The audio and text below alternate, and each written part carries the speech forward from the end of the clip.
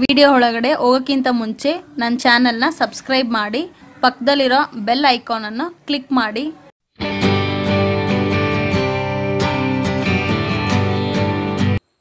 Hi hello friends, welcome to Bengaluru Adige. ನೋಡಿ friends, ಇವತ್ತಿನ recipe ಬಂದು ನಾನು ಕಾಬೂಲ್ ಮಸಾಲೆ ಸಾರು ಹೆಂಗೆ ಮಾಡೋದಂತ ಹೇಳಿ ತೋರಿಸ್ತೀನಿ.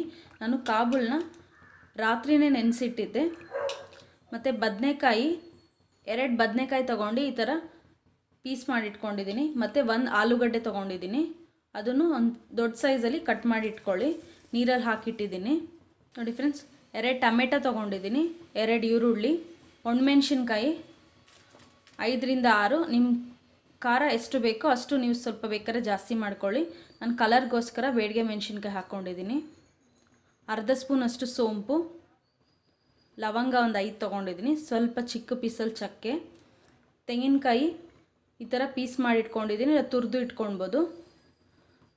ಧನಿಯಾ ಬಂದು 2 ಟೇಬಲ್ ಸ್ಪೂನ್ ತೊಗೊಂಡಿದ್ದೀನಿ, ಸ್ವಲ್ಪ ಬೆಳ್ಳುಳ್ಳಿ, ಸ್ವಲ್ಪ ಶುಂಠಿ. ಈಗ ಫಸ್ಟು ಸ್ಟವ್ ಮೇಲೆ ಪ್ಯಾನ್ ಇಟ್ಕೊಳ್ಳಿ.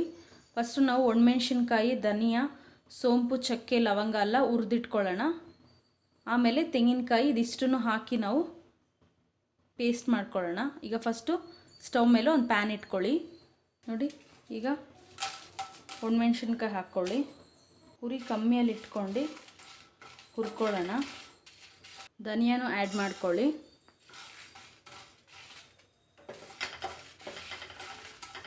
ಕಮ್ಮಿ ಫ್ಲೇಮಲ್ಲಿ ಇಟ್ಟು ನೀವು ಚೆನ್ನಾಗಿ ಫ್ರೈ ಮಾಡ್ಕೊಳ್ಳಿ.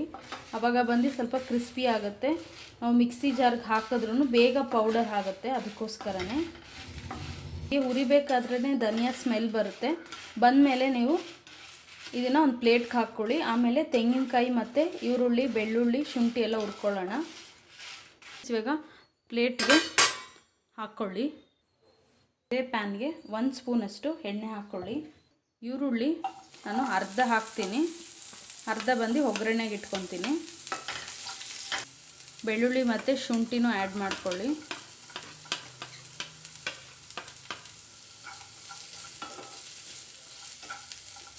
ಟೊಮೆಟೊನೂ ಅಷ್ಟೇ ಅರ್ಧ ಆ್ಯಡ್ ಮಾಡ್ಕೊಳ್ಳಿ, ಅರ್ಧ ಒಗ್ಗರಣೆಗೆ ಹಾಕ್ಕೊಳ್ಳಿ. ಇದು ಹಾಗೆ ಎತ್ತಿಟ್ಕೊಳ್ಳಿ. ಮಸಾಲೆಯಲ್ಲಿ ಒಂದು ಸ್ವಲ್ಪ ಉಪ್ಪು ಹಾಕ್ಕೊಳ್ಳಿ, ಉಳಿದಿದ್ದು ಸಾರಿಗೆ ಹಾಕ್ಕೊಳ್ಳೋಣ. ಮಸಾಲೆಯಲ್ಲಿ ಉಪ್ಪಾಕಿ ನೀವು ರುಬ್ಬಿದ್ರೆ ಇನ್ನೂ ಸ್ವಲ್ಪ ಟೇಸ್ಟ್ ಜಾಸ್ತಿ ಆಗುತ್ತೆ.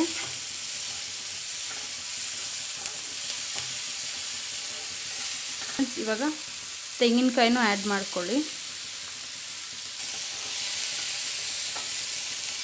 ತಣ್ಣಗಾದ್ಮೇಲೆ 2 ಹಾಕಿ ನಾವು ರುಬ್ಕೊಳ್ಳೋಣ. ಫಸ್ಟು ಇದನ್ನು ಹಾಕಿ ಮಿಕ್ಸಿ ಜಾರಿಗೆ ಇದು ಸ್ವಲ್ಪ ಪೌಡ್ರ್ ಥರ ಆದಮೇಲೆ ಇದನ್ನು ಹಾಕ್ಕೊಳ್ಳಿ. 2 ಒಟ್ಟಿಗೆ ಚೆನ್ನಾಗಿ ನುಣ್ಣಗೆ ಪೇಸ್ಟ್ ಥರ ಮಾಡ್ಕೊಳ್ಳೋಣ. ಮಸಾಲೆ ನಾವು ನುಣ್ಣಗೆ ರುಬ್ಕೊಂಡಿದ್ದೀವಿ. ಈಗ ಸ್ಟವ್ ಮೇಲೆ ಕುಕ್ಕರ್ ಇಟ್ಕೊಳ್ಳಿ.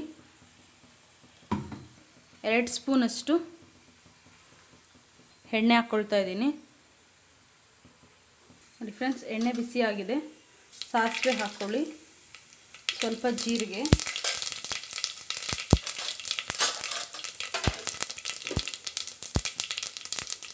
ಈರುಳ್ಳಿ ಹಾಕ್ಕೊಳ್ಳೋಣ.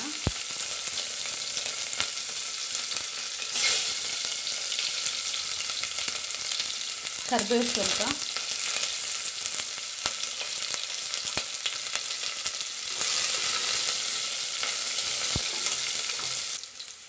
ಟೊಮೆಟೊ ಆ್ಯಡ್ ಮಾಡ್ಕೊಳ್ಳಿ.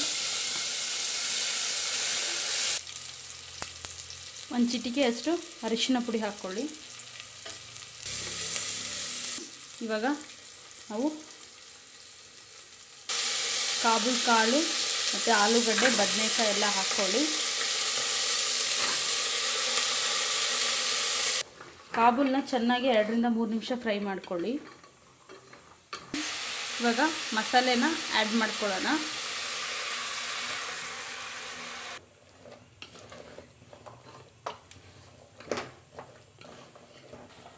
ನೋಡಿ ಫ್ರೆಂಡ್ಸ್, ಇವಾಗ ರುಚಿಗೆ ತಕ್ಕಷ್ಟು ಉಪ್ಪು ಆ್ಯಡ್ ಮಾಡ್ಕೊಳ್ಳೋಣ. ನಾನು ಫಸ್ಟೇ ಅವಾಗೆ ಮಸಾಲೆಯಲ್ಲಿ ಒಂದು ಸ್ವಲ್ಪ ಹಾಕಿದ್ದೆ, ಇವಾಗ ಒಂದು ಸ್ವಲ್ಪ ಹಾಕ್ಕೊಳ್ಳಿ.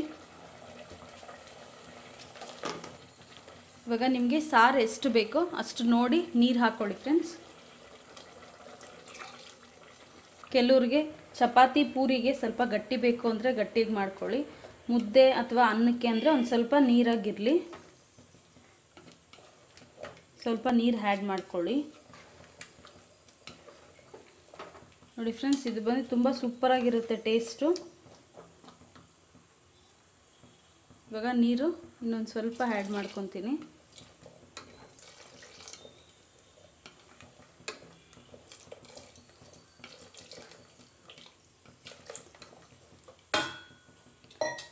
ಯಾವಾಗಲೂ ಅಷ್ಟೇ ನೀವು ಕುಕ್ಕರ್ ಮುಚ್ಚೋಕ್ಕಿಂತ ಮುಂಚೆ ಫಸ್ಟು ಉಪ್ಪು ಖಾರ ಚೆಕ್ ಮಾಡ್ಕೊಂಡು ಆಮೇಲೆ ಕುಕ್ಕರ್ ಮುಚ್ಚಿಡಿ.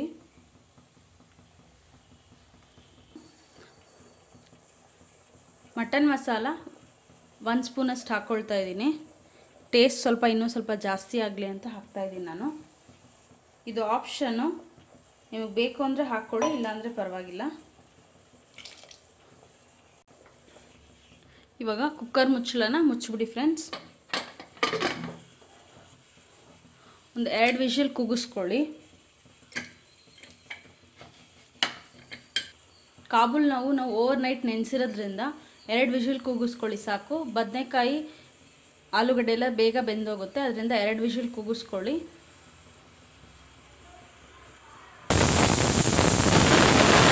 ನೋಡಿ ಫ್ರೆಂಡ್ಸ್, ಸಾರು ಎಷ್ಟು ಸೂಪರಾಗಿ ರೆಡಿಯಾಗಿದೆ. ಇವಾಗ ಸರ್ವಿಂಗ್ ಬೌಲ್ಗೆ ಹಾಕ್ಕೊಳ್ಳೋಣ.